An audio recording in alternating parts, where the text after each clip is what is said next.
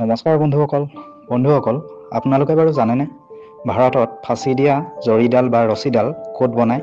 ভাৰতৰ যিকোনো ৰাজ্যত ফাঁচীৰ আদেশ কাৰ্যকাৰী হ'লে অৰ্থাৎ ভাৰতৰ সংবিধানৰ নীতি নিৰ্দেশনা অনুসাৰে যেতিয়া ন্যায়ালয়ে কোনো ব্যক্তিক দোষী সাব্যস্ত কৰি ফাঁচীৰ আদেশ কাৰ্যকাৰী কৰে তেতিয়া এই ফাঁচীৰ জৰীডাল বা ৰছীডাল এটা নিৰ্দিষ্ট ঠাইৰ পৰা অনা হয় আৰু সেই ঠাইখনৰ নামেই হৈছে বিহাৰৰ বাক্সাৰ চেণ্ট্ৰেল জেল।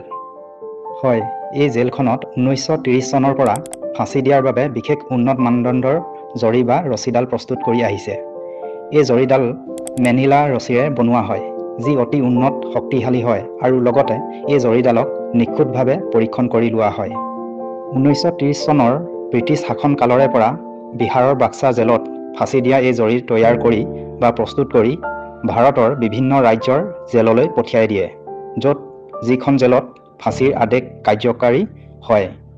বিহাৰৰ বাক্সা জেলৰ ফাঁচি দিয়া এই জৰীডালক অফিচিয়েলভাৱে ইণ্ডিয়ানছ অফিচিয়েল হেংগিং ৰোপ বুলি কোৱা হয়।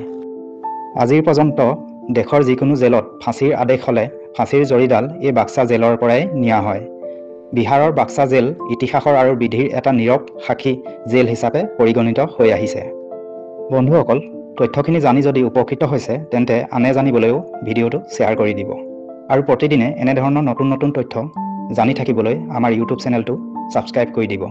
আৰু যদি আপুনি আমাৰ ফেচবুক পেজটোত চাই আছে তেন্তে আমাৰ ফেচবুক পেজটো ফ'ল' কৰি দিব। ধন্যবাদ। পুনৰ লগ পাম অন্য এটা তথ্যৰ ভিডিঅ'ত।